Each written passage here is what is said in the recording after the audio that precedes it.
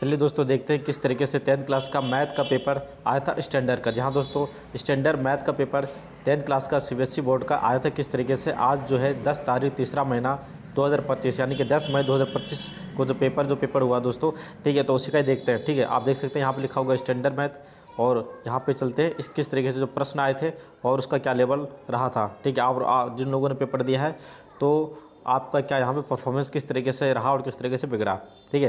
तो आपको पता है 1 से लेकर 20 तक बहुत विकल्प प्रश्न होते हैं, जहाँ पे आप देख सकते हैं प्रश्न के 4 ऑप्शन दिए गए हैं, ठीक है। तो आगे बढ़ते हैं और धीरे धीरे एक चीज़ को समझते हैं और हमें एक निष्कर्ष पे पहुँचते हैं कि इसमें कितने नंबर के हम पास हो सकते हैं और कितने नंबर के यहाँ से हम फेल होने के चांस यहाँ पे बन जाते हैं, ठीक है। तो सबसे पहले मैं रिव्यू करता हूँ दोस्तों, जिनमें से जो कुछ क्वेश्चन है ऐसे दोस्तों जहाँ पे जो क्वेश्चन है बहुत ज़्यादा डिफिकल्ट दिए गए हैं, और एक नंबर में तो इतनी उम्मीद नहीं थी कि एक नंबर वाले को भी इतना डिफिकल्ट पैटर्न ये बना के देंगे, ठीक है। 2 नंबर 3 नंबर 4 नंबर को तो जाना जाता है दोस्तों कि हाँ चलो डिफ़िकल्ट हो सकता है, कठिन हो सकता है, लेकिन एक नंबर को तो ईजी देना चाहिए ताकि बच्चा आराम से करके पास हो सकता है, ठीक है। तो आप देख सकते हैं एक नंबर को भी इन्होंने क्या कर दिया है, बहुत ज़्यादा डिफिकल्ट यहाँ पे बनाने की कोशिश करी है, और स्टैंडर्ड मैथ, ठीक है। और आप देख सकते हैं यहाँ पे अभी तक तो कोई इजी सा कोई मुझे प्रश्न दिखा नहीं है, बहुत ही कम दिखा है, 1 ही 2, तो 1 2 से तो कुछ होता नहीं है। चलिए अब हम चलते हैं खंड ख की तरफ, जहाँ पे 2 नंबर के आपको प्रश्न देखने को मिलेगा, और इसकी शुरुआत ही देखो खतरनाक तरीके से होती है, ठीक है। कोई भी जो एवरेज का जो बच्चा है दोस्तों, ठीक है, वो तो इस पेपर को देखते ही सीधा वो कुछ समझ ही नहीं आएगा कि हो क्या रहा है, ठीक है। क्योंकि बुक्स के हिसाब से देखा जाए तो बुक्स के हिसाब से क्वेश्चन इन्होंने नहीं मैच किया है, अलग ही तरीके से कॉन्सेप्ट सेम है, लेकिन इन्होंने बदल दिया सब चीज़ें, प्रश्न को ही बदल दिया, ठीक है।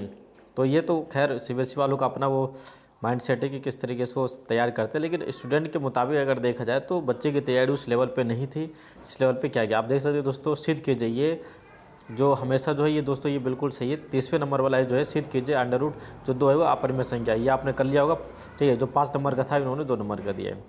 चलिए आगे बढ़ते हैं, इसको तो आप छोड़ दीजिए दोस्तों, ठीक है। इसमें बहुत ही कम लोगों ने किया होगा, लेकिन आपने क्या होगा बहुत अच्छी बात है दोस्तों, ठीक है। लेकिन ज़्यादा डिफिकल्ट भी इससे नहीं कर सकते हैं, 2 नंबर के हिसाब से सही है। आगे चलते 33 नंबर वाले, तो इस तरीके देखिए, आप देखो तीसरा और 31, 30वें तो कोई दिक्कत नहीं दोस्तों। अगर 31वें की मैं बात करूँ तो यहाँ पर थोड़ी सी इन्होंने कन्फ्यूज किया है, ठीक है, ज़्यादा नहीं, थोड़ा सा बस। जो समझदार हैं जिन्होंने अच्छी प्रैक्टिस करी वो तो समझ चुके होंगे, ठीक है। चलिए आगे बढ़ते हैं, और आगे बढ़ने के साथ साथ अब आते हैं 34वें नंबर पे। आप देख सकते हैं यहाँ पे माध्यक बहुलक निकालना, ये भी आराम से एक झटके से आपने निकाल लिया होगा, ठीक है, कोई दिक्कत नहीं दोस्तों। रही बात 35वें की, 35 वाले में उन्होंने थोड़ी सी प्रॉब्लम यहाँ पे ज़रूर करी है, ठीक है। और 36 वाले में तो उन्होंने कर ही दिया है। यहाँ पे बहुत ही कम बच्चों को ये पल्ले पड़ा हुआ कि आखिरकार ये हुआ क्या है, ऐसा तो डायग्राम हमने कभी देखा नहीं और ना ऐसी कभी उम्मीद करी थी। तो ये भी आप छोड़ दीजिए दोस्तों, इसका भी आपका आता पता कुछ नहीं चला हुआ ये, ठीक है।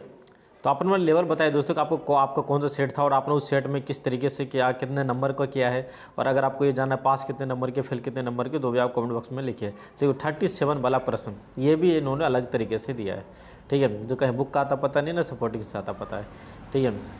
38 ये सिर्फ लॉजिकल है दोस्तों कि अगर आप जो समझ पाएगा वही कर पाएगा, जो नहीं समझ पाएगा वो नहीं कर पाएगा। यानी कि रटा रटाए प्रश्न ये नहीं है कि सीधा सीधा जो हमने बुक में रटा और वो सीधा हमने पेपर में देखने को मिला, तो ऐसा कुछ भी नहीं दोस्तों, ठीक है। उम्मीद है कि आपने तो बहुत अच्छा किया होगा, ठीक है। और कोशिश ये रहती है दोस्तों कि आप बिल्कुल पास हो जाएं, अच्छी तरीके से करें, अच्छे नंबर से आएँ, ठीक है।